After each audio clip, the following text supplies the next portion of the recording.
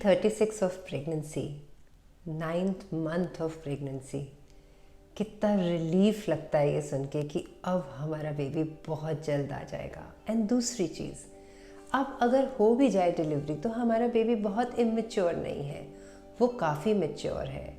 Mind बार बार question करता है कि अब अगर 36 वीक्स में बेबी हो गया तो भी वो नर्सरी जाएगा, कितने चांसेस हैं मेरे 36 वीक्स पे डिलीवरी करने के, नेचुरल है।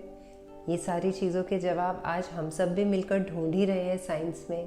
पर फिर भी एक ह्यूमन लाइफ की क्रिएशन और उसका आना एक बहुत ही डिवाइन और नेचुरल प्रोसेस है।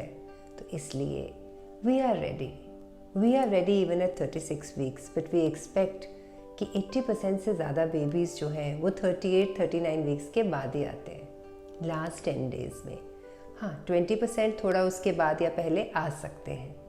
तो इसलिए माइंड एकदम साइलेंट, एकदम ready, physically also energise, emotionally also stable, mentally also strong, spiritually also aligned and consciously एक माइंडफुल एक्सपीरियंस के लिए खुद को रेडी करना है। ये होती है 9th मंथ की प्रिपरेशन। बाकी बेबी तो बहुत कुछ कर रहा है अभी, आपका बेबी तो अब 2.5 kg भी जनरली पार कर जाएगा। और पता है, वेट को लेके ना बहुत ज़्यादा टेंशन नहीं करना। वेट अगर एट बर्थ 2.5 kg है या 3.5 kg है, हम दोनों ही नॉर्मल मानते हैं। उसके आसपास वाटर का क्या लेवल है, उसको जो ब्लड फ्लो मिल रहा है वो कैसा है, ये सब भी बहुत मैटर करता है। बट फिर भी एक अप्रॉक्सीमेट आइडिया देने के लिए मैं आपको वेट अभी बता रही हूँ। एंड लेंथ तो मैंने बताया था 18 to 21 इंचेस के बीच में ही रहती है लास्ट 4-5 वीक्स में, तो ऑलमोस्ट कांस्टेंट रहती है। अब आपका बेबी तो और आप जैसा बन गया, आपको बिल्कुल देख के लगेगा कि जैसे अभी अगर आ गया तो नॉर्मल बेबी बना हुआ है। तो कैसे वो सॉफ्ट होगा, तभी तो वो अकोमोडेट करेगा। इसीलिए उसने फैट भले इंक्रीज़ कर लिया है और वो कर रहा है, बट बहुत सॉफ्ट है वो। उसको आपके बर्थ कैनाल के थ्रू आना है, उसको अपने आप को उस डार्क, वाटरी, बम्पी रोड पे चलने के लिए रेडी करना है। तो कैसे नहीं वो सॉफ्ट होगा। यहाँ तक कि उसकी स्कल बोन्स भी बहुत सॉफ्ट है और स्कल बोन्स के बीच में गैप भी है।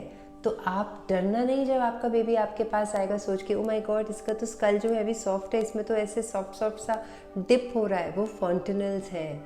फॉन्टेनल्स मतलब द एरिया जो स्कल में बोन से कवर्ड नहीं है, क्योंकि आपके बर्थ कैनाल के थ्रू जब वो आएगा उसके हेड पे बहुत कंप्रेशन होगा। और वो कंप्रेशन जब होता है तो अगर उसमें स्पेस नहीं होगी तो फिर कैसे होगा।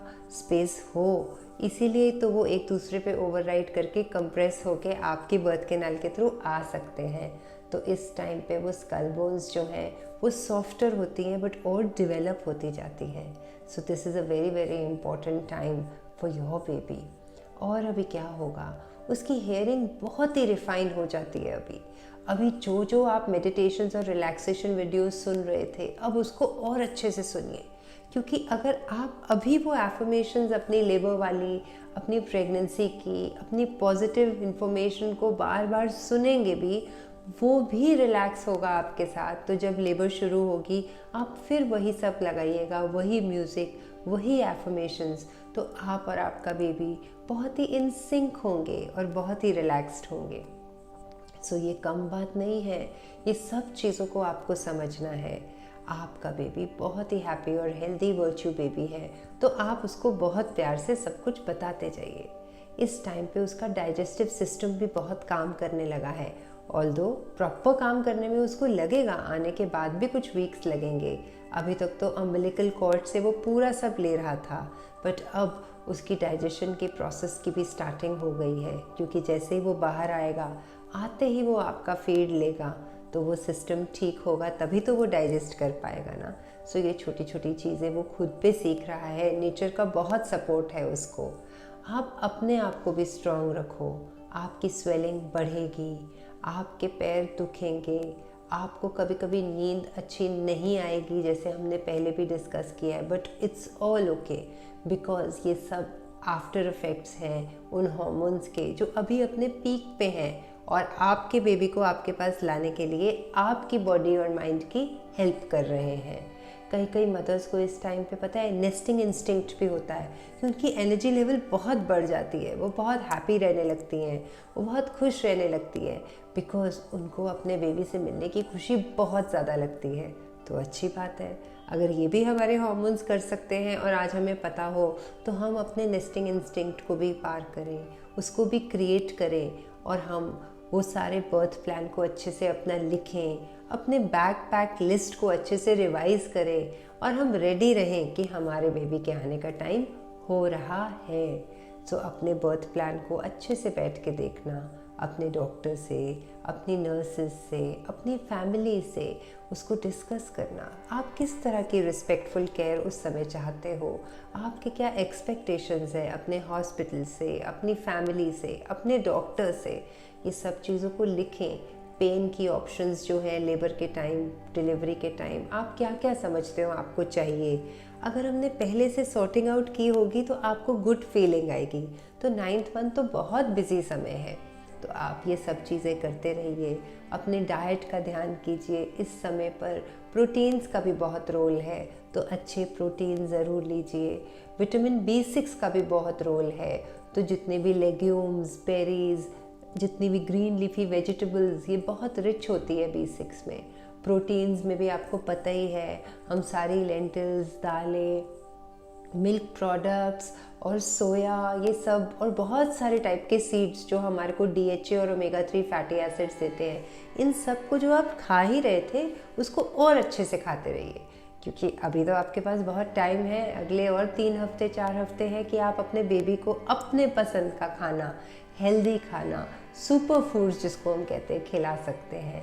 तो ये सब चीज़ें ख़त्म नहीं होनी है बेबी के आने के बाद भी, और ही ज़्यादा अच्छे से करेंगे आप। बट अभी इंसेंटिव बहुत है क्योंकि वो अभी आपसे कनेक्टेड है। तो इस 36 वीक्स को भी बहुत एंजॉय करिए। अपने बेबी की वेट को बढ़ते हुए विजुअलाइज करिए। अपने आप को और स्टेबल पर्सन महसूस करिए। अपने योगा और एक्सरसाइज को बहुत अच्छे से करिए, क्योंकि जब आपका हार्ट रेट ऊपर नीचे होता है एक्सरसाइज में, आपके ऑक्सीजन लेवल्स में फ्लक्चुएशन होती है, तो स्टडीज़ ने हमें ये बताया है कि वो बेबीज़ जो फील करते हैं इस समय पर, तो उनका भी जो है नर्वस सिस्टम बहुत अच्छा डेवलप होता है और वो भी बहुत ज़्यादा केपेबल होते हैं अपनी बॉडी को बाहर आके बैलेंस करने के लिए, अपनी इम्यूनिटी को बहुत अच्छे से बढ़ाने के लिए। तो ये सब चीज़ें आप और आपके बेबी को बहुत हेल्दी और हैप्पी हमेशा रखेंगी। तो इस वीक को बहुत ब्यूटीफुली इंजॉय करिए और अगले वीक तक घुसने के लिए एकदम फुली प्रिपेयर्ड हो जाइए।